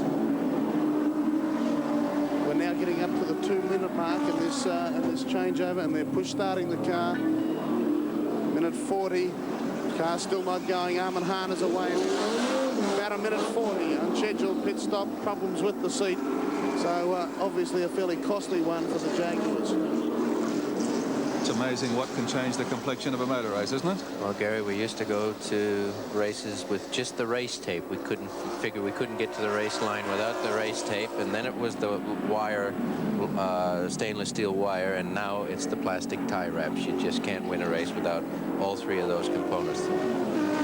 05, we're following up the mountain just in front. Oh, bit of a little brake lock up there from 05, and just in front Peter McLeod, who's continued to circulate with amazing consistency here today in his Commodore, which Graham Bailey is driving with him. Yes, David Oxton's taking a little while to settle down. He hasn't got that absolute clean, smooth flow that you see when Peter Brock's behind the wheel, but nevertheless, Graham Bailey, a handful. Sorry, Alan, the Graham Bailey at the wheel of the car immediately in front of 05, co-driving with Peter McLeod, who used to be well renowned here and at other circuits as the Chicken Man years ago when he drove a little Toyota Celica, and he knows how to pedal around Mount Panorama. That's the Illawarra Mutual Building Society entry. They're starting to get into a little traffic jam, just these four cars. There's Tim Slako in the Rover just up ahead of them, and the Yellow Pages Commodore as well, as they zip, zip, zip underneath our speed camera on Conrod Straight. In the pit area now, Johnny Goss has just calmed himself down a little out of jumping out of number 10 Jaguar, and he's talking with Pat Welsh. John Goss, broken seat. How did that happen? Well, in this form of racing, we all use proprietary seats that are made by specialised manufacturers for motor racing. The seat in my car, for some reason, has fractured at the lower back level. So there's no support there. I've been flopping around there like a wet rag in a bottle. So the car's just marvellous, but I can't drive it to the limit with no support. I'm literally hanging onto the steering column with my left hand and bracing myself off the door with my right elbow. I got around to hooking my left foot under the clutch pedal. But it's the lads have propped it up now. They've done a jury repair on it, and they're confident it's going to be okay. Just looking at you, it's obviously very warm inside the cockpit there. Well, it's not so much the temperature. I don't know whether you can realise the cornering loads on this circuit. And I'm literally holding myself in the car by the upper body. No support in the seat at all. Normally our bodies are pulled down snugly into a racing capsule. It's a glass fibre structure. It's completely broken away at the lower back level. So I've got no option but to hold myself in the car. It was broken when Armin came in. Ian told me about it. So I only hope for his sake that the lads will be able to jury rig it so that it gives his back some support. But it is hot in there, but it's not that hot. And apart from that, no problems at all? Everything's great. It's just a marvellous car at this stage in the race. Temperatures are good. I'm not putting so much work into the car, so its temperatures have come back. It's great. Car's running well. Great. Thanks, John. It's back to you, Mike. Thank you, Paddy Welsh. John Goss, thrill seeker, the first man to wrestle a Jaguar around Mount Panorama. Didn't even bite him. Whenever we can get the point where we can talk ourselves around Bathurst, we know who's going to win the race. John Goss, a great competitor. Sorry not to see him out as often as we'd like to, but financial restraints on everybody these days, not easy. Well, that stop has put Peter Brock in, the 05 Commodore with David Oxon at the wheel, in second position now on the racetrack, on the same lap as the 10 Jaguar. And of course, Roberto Ravaglia and Johnny Cicotto still holding down fourth spot in the Bob Jane T-March BMW. I can't see him, but I can feel Peter Brock pacing up and down the back of the pit lane, just itching to get back behind the wheel. Just a possible scent of possible victory still, certainly not out of it. The placings may look a little disjointed, but I can assure you the people that are chasing Tom Walkinshaw have got their foot down hard. Well, it's not over yet, as you've said earlier, Alan. Just one pit stop, a broken seat, something goes wrong. Get alter the placings very, very quickly. They're going to take an oil slick and... Don Smith and David Ratcliffe in car 58, one of only 4 entries in the under 2-litre category that got to the start line for this year's race. There were a couple of scratchings from the class, leaving only the 4 representatives, of which John Smith, as I said before, in the number 60 Toyota Corolla is the leader. In fact, all 4 of the entries are Toyota makes. So one of them is obviously going to take the prize. Ratcliffe and Smith trying to bridge the gap on the leader in the category, but while he does that, we'll go to Neil Compton in the pits. Thank you very much, Gary Wilkinson. Well, with me at the present time, I have Peter Brock, a man who's looking perhaps just a little more relaxed than he was when I spoke to him during the week. Brocky, you had some nagging little dramas. You qualified the car 10th, but in true Mobile Holden dealer team style and Peter Brock style, you're back up there again.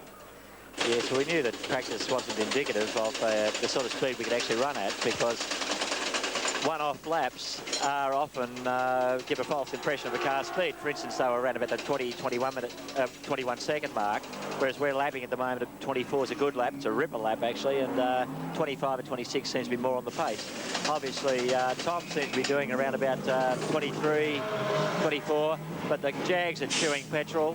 And little things are going wrong. If we can hang in there, we're looking good. Certainly true. Little things going wrong indeed. We noticed that Dick Johnson's got back in the Palmer Tube Mills car as well, and Larry's jumped out on his stint. But David's doing a very good job, as I understand, of maintaining your lap pace and holding the car in second. Yes, we've actually tried to give him some confidence, you know, to say, look, we know it's the big time. This is the grand final. This is Bathurst. Come up with the goods. Yes, get in a rhythm.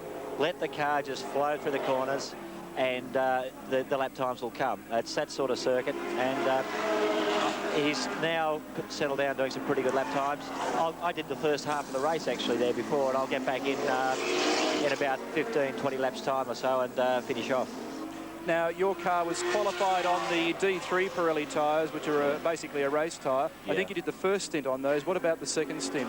D3s all the way through, yes. Right. They're the hardest tyres that we can purchase. I found that when I was dicing with Jimmy Richards there early on that the tyres get a bit greasy. I reckon Jimmy had them on too, and I'd back off a bit to sort of conserve mine, and I found Jim was too. It was very entertaining for us. I don't know what it's like for the television audience, but it was excellent racing there early on. And most unfortunate for Dickie Johnson too. I, at the same time, saw the smoke getting more and more underneath the car, and I radioed my pits and said, look, I think it's a gasket or something. It's not the engine blowing up, because the car's obviously still got power. Well, the tables have been turned. Earlier this season, it looked like it was the 05 car that had walked under a ladder somewhere. Now the other blokes are in strife. You're looking good once again. So Peter Brock again looking good for perhaps victory in this year's James Hardy 1000. Back to Mark. Thank you, Neil Crompton. Well, they've got the Volvo going again, Gary Wilkinson. Yes, they have, Mike, and they're circulating for the exercise, I think, because they're a long way down in car 55. We heard from Robbie Francevic earlier, and the disappointment that is to him, but in 37th place on the racetrack with no hope of making any real ground, but it's cost them a lot of money to come here, and they're not going to go away defeated. Bowed a little, yes. I'm sure the Volvo people will be disappointed that they didn't get their works car out from Europe. This car has showed a lot of potential, and two of them would have been quite dramatically difficult to put up with. Meantime, not only was Dick Johnson in the pits, but the Jaguar of Tom Walkinshaw has been in for a quick change. Wyn Percy is back in the driver's seat and still in the race lead. Meantime, let's update the last hour of the James Hardy 1000. So, Tom Walkinshaw continues to lead, but our chopper discovers we have a problem with one of the mobile dealer team Commodores, and it is parked off the circuit. That's the John Harvey David Parsons car, number 7. It's going nowhere, and that is bad news for the mobile Holden dealer team. It's come to a stop on the side of the road, and it looks like John Harvey is sitting on the side railing up there. He obviously knows that his race is over for the day. Well, you can never be certain. It'd be impossible to tell what could cause it, but going on record of the rocker problem, sometimes when a rocker flips, it takes a bit more with it than the rocker. The lifter can come out and do all sorts of damage underneath. John obviously wasn't going to drive a wrecked engine back to the pits and spread oil all over the track. He elected to park it up there. In the James Hardy 1000, Jaguar leads the race by 1 minute 55 to Peter Brock.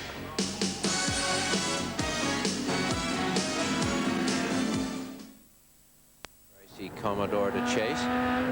He's feathering it along, not pushing it too hard. You can hear that beautiful V12 accelerating. Yeah, in this sort of traffic, a wise driver always eases off on the engine when he can. It's up there boiling its head off, revving its head off, and anytime you can give it a little lull, as he's doing now. He can't drive over the Commodore in front of him. Up to third in qualifying. They were holding it in second there, down to second, and easing it through. Also, the tires are just getting a little bit of a respite on a slow lap like this, and give them a chance to recuperate. On to Conrad into fourth and down to fifth. You can hear the engine. It's probably only revving at about 6.4, 6.5, I'd guess, by the sound of that. They still eat up the opposition, don't they, down here? Well, they've got the legs and the gearing, and that's what the torque multiplication factor is all about with your engine, your transmission, and your diff. Goodbye, fellas, says Wyn Percy as the lead Jaguar heads to the bottom of Conrod Straight. Meantime, we go across to the pit area to talk with Johnny Cicotto. Johnny Cicotto has just finished a driving stint after a super quick pit change. BMW back on the track. Johnny, you're running fourth at the moment, but there are a few problems, aren't there?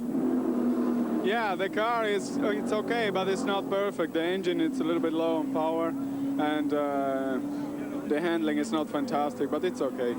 So you'll finish the race, do you think? I think so.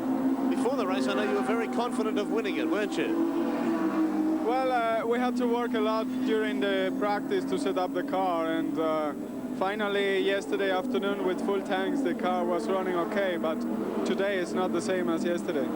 Those Jaguars just seem a little hard to beat, don't they? They are very quick. They have a lot of power. Johnny, you've got another driving stint this afternoon? I don't know yet. It depends on the fuel consumption, maybe. Okay, best of luck with it. Thank you. Back to you, Gary. Thank you, Patrick. 103 laps are down for the race leader. 60 laps to go, but a lot of laps for some of the other cars, although when the flag drops they'll all finish, but they won't have posted anywhere near the number of laps that the Jaguars have. Here comes Steve Masterton, and what a sorry tale it's been for Steve this year, because they didn't arrive here at Mount Panorama until Friday, and they were still trying to get a gearbox into the car when they did, and the car has not run anywhere near its potential. Steve is used to being up with the front runners, Alan Moffat, and this must be a terrible frustration. Well, it is, Gary, and it's one circuit that you just can't come to and be behind the 8 ball before you start. You have to be able to put your best foot forward. There are so many other factors that can give you trouble. There's so many little things that can go wrong, and just honestly getting through Wednesday, Thursday, and Friday up here is a major act in itself. And to arrive on Friday and hope to be competitive by Saturday is an impossible task. Well, Johnny Goss found that out over a number of years, didn't he? He's had the big heart and the talent all along, but unless you've got the backup and the machinery to go with it, then you're wasting your time and money, aren't you? You can't win any war without the logistics behind you, right? You've got to have that transport department working hard for you. Colin Bond tucked right in behind Masterton as they come off the top. Bond in 47. The 2.5 litre Alpha is the leader of the under 3 litre class and is in 8th position on the track outright. Let's go now to Neil Crompton in the pits. Thank you very much, Gary Wilkinson. Well, I have with me at the moment one of the other sad tales in this race, Larry Perkins. You've been up there amongst the leaders and the winners for the last 5 or 6 years, but this year it looks as though it's all fallen apart, unfortunately. Yes, we had an oil cooler split very early on, and that's put us back 2.5 laps or so. And normally when you've had that sort of problem, you're very unlikely to win, but we're still pressing on. We've bypassed the oil cooler, and it's running a bit hot in the oil, but it'll survive all right. And, I was about to ask you what you did there, because apparently the weld that you put back on that oil cooler yesterday split again, and we noticed that the car went out pretty quickly. You didn't change the cooler, so you've just bypassed it completely. Yes, we bypassed it, and it's just raised oil up to almost 280 or 300 F, but that Shell XMO is going to hang in there real good. And but because of the higher water temperature, we have lost a little bit of power, but it won't be a problem to the reliability, I feel, and we can press on at the speed we are. It's such a shame. The car was up to 11th place at last count, but the second problem that you had was very strange. The front left-hand wheel, when you came in for that first stop, wasn't mounted correctly, and we watched you and we prayed for you in those closing couple of 100 metres to get the car back without dropping the wheel. Yes, that's one of the things that you just can't afford to do. Unfortunately, I imagine one of our chaps in the rush of the wheel change, he didn't have the wheel on the drive lugs, and the nut went tight, and when I got to the first turn up at Castro Corner there, I put the brakes on and one wheel free-wheeled, and it's not the best way to approach a corner, I can assure you. You had us all guessing. I don't know whether you realised, but when you came back in behind us here, the nut was gone completely. The wheel was literally hanging on the stub axle.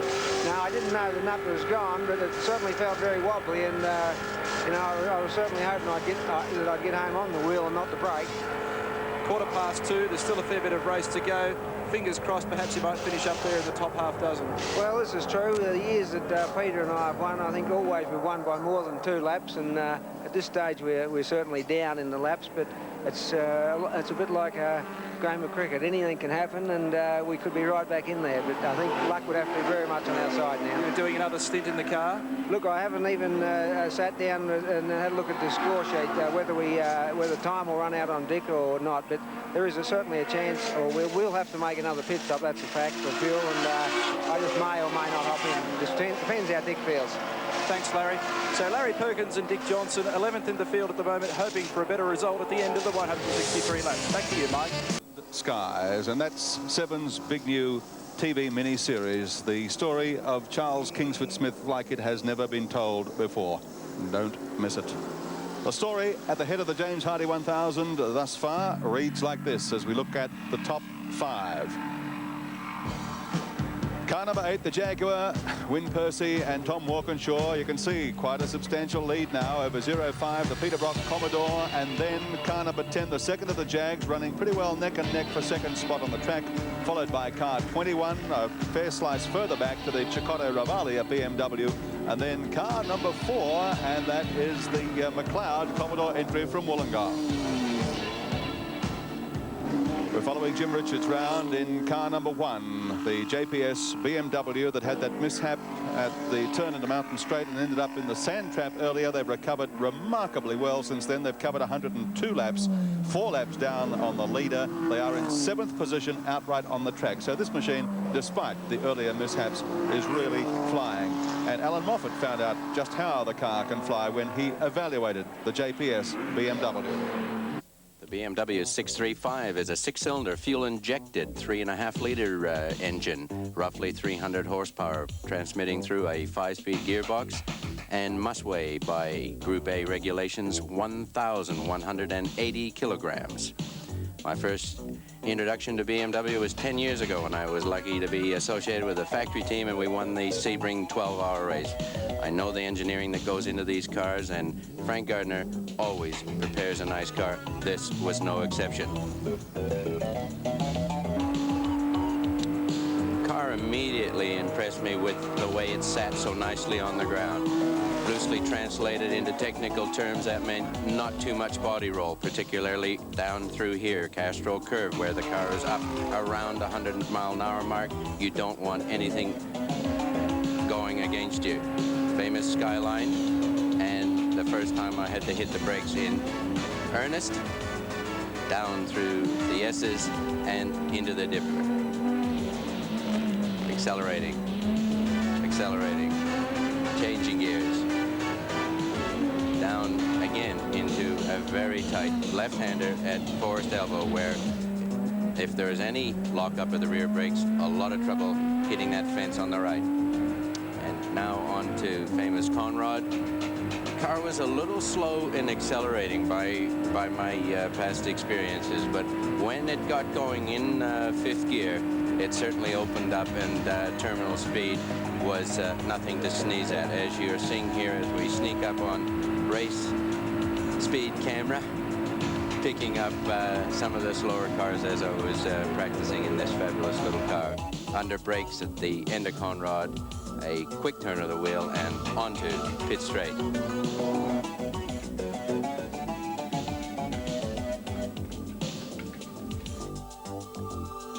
Fellows just pushing the car away. Well, I think for those that are betting on the TAB, you better get a few bucks on this JPS BMW.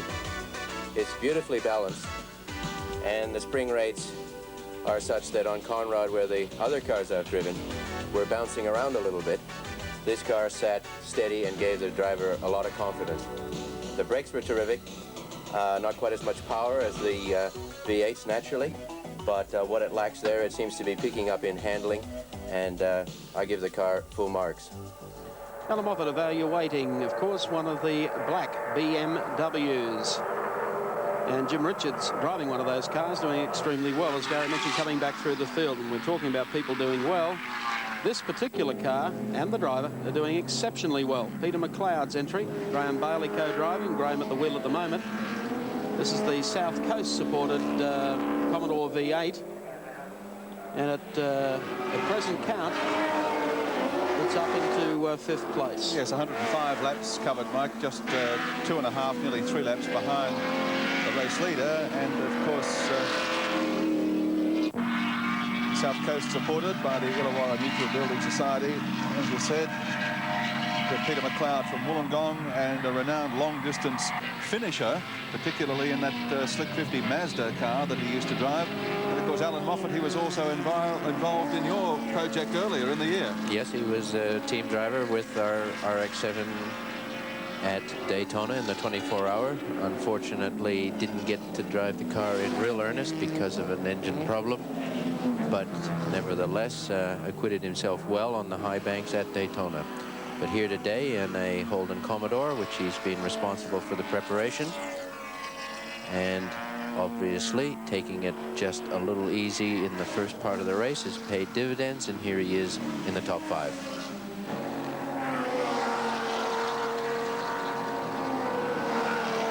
McLeod and Bailey with one of the big cats on their tail.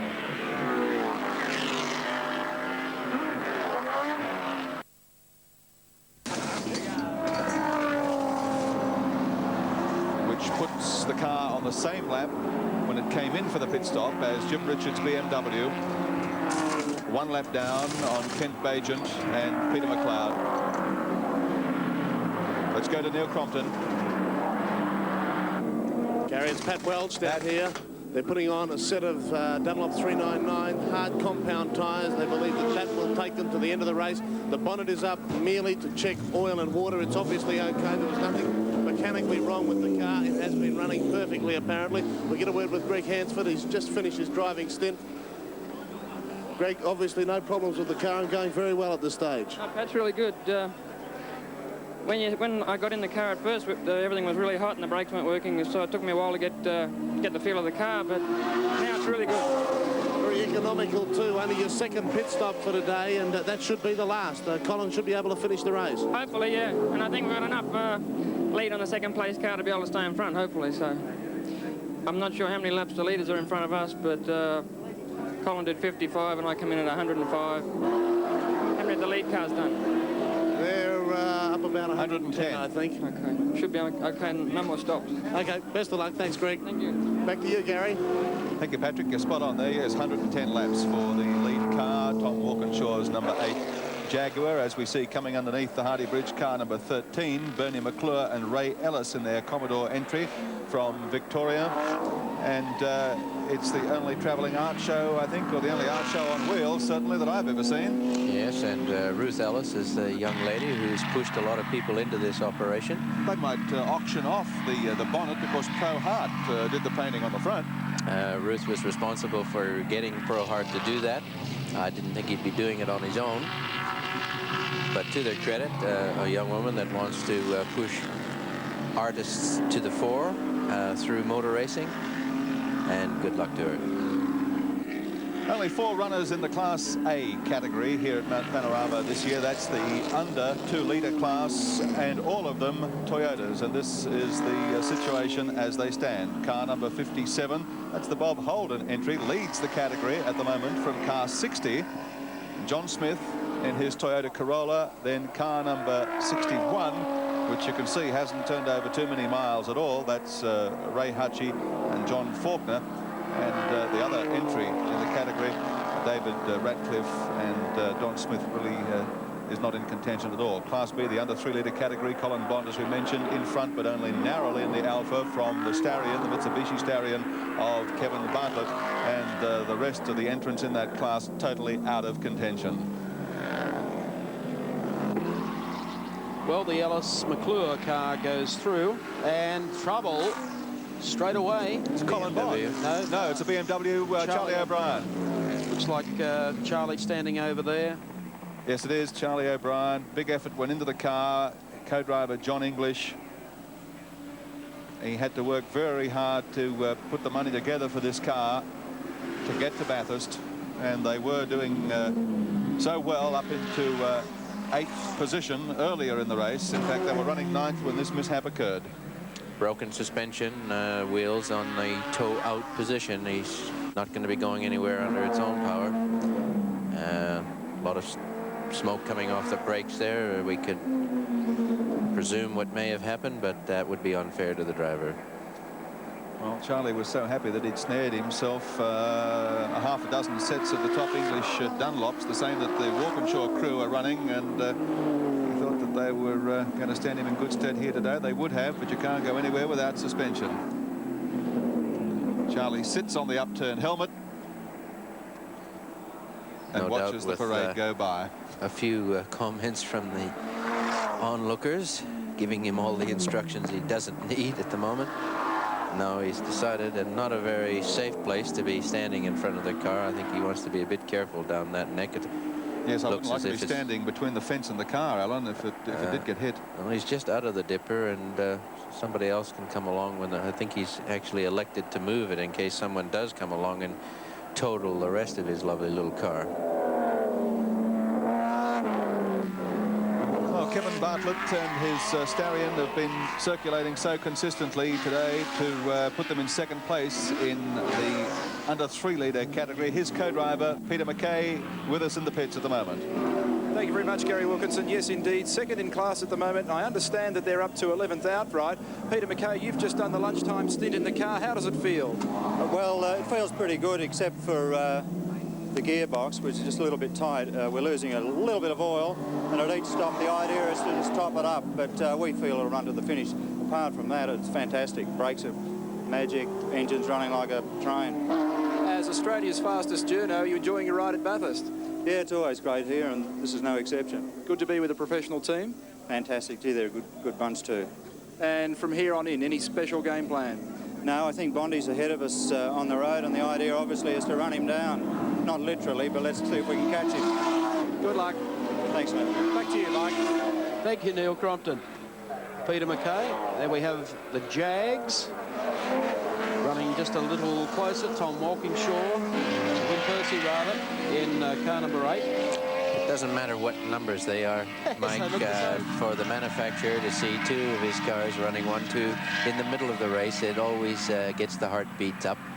All the Jaguar dealers around Australia, or the Jaguar Rover dealers around Australia, will be, I'm sure, very thrilled with their company's involvement, and so they should be. Yes, well, they've run faultlessly here today, save for a seat problem, and obviously an unfortunate problem that's taken their third car out of the James Hardy 1000.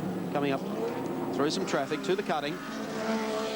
Win Percy comes out of the cutting, heads to the top of the mountain, and now towards Toledo corner.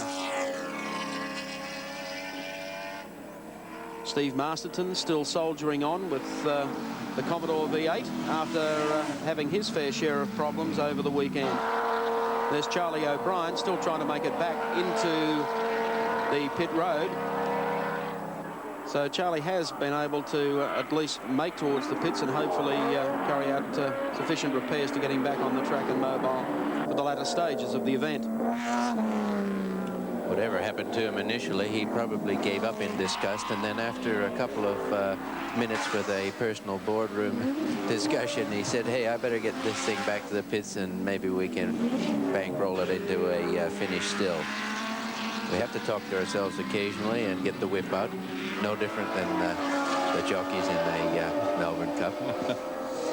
Well, it sure is the Melbourne Cup of motorsport, the James Hardy 1000. It's a tough, staying test, and only the hardiest of the breed survive to see the checkered flag. Here's the radar speed readout on Win Percy at the wheel of the Walkinshaw Jaguar. 260.02 kilometres per hour. The speeds are really getting up there in these big cars. Yes, that's a considerable advantage. 1 kilometre an hour is an advantage if you're the one in front. Looks like Charlie had a little trouble making obviously a suspension problem. He had difficulty getting through the zigzags coming into the pit lane.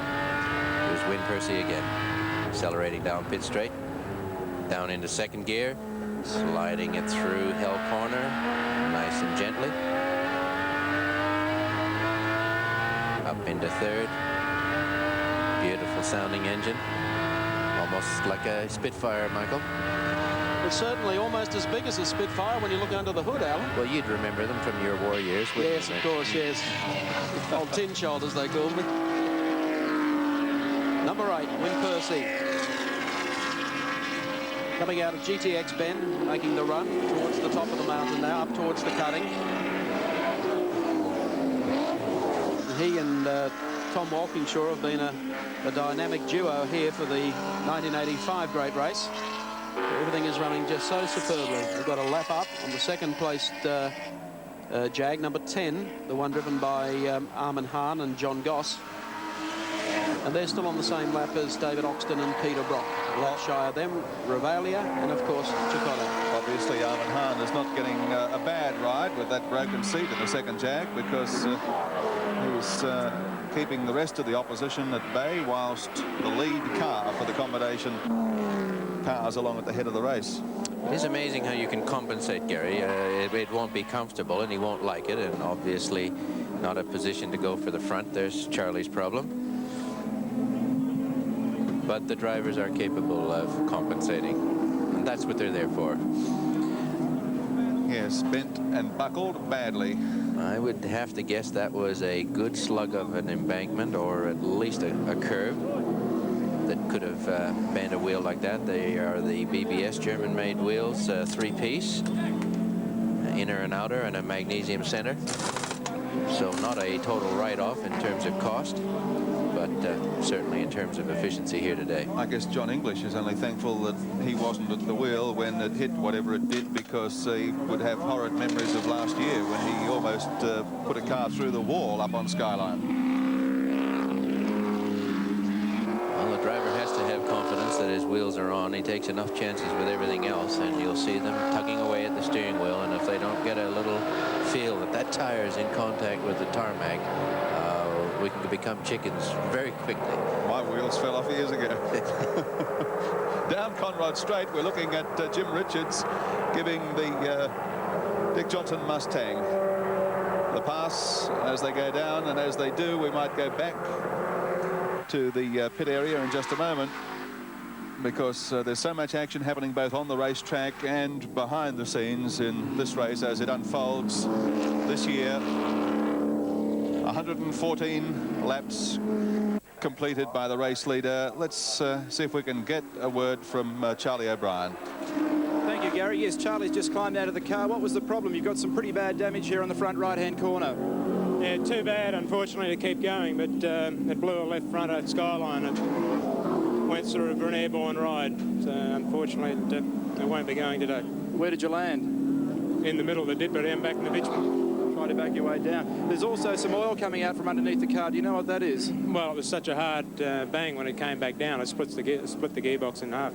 It's been a very disappointing week for you, Charlie. We'll hope to see you back again next year, and let's hope you've got bumper to bumper with you again. Thank you very much. So.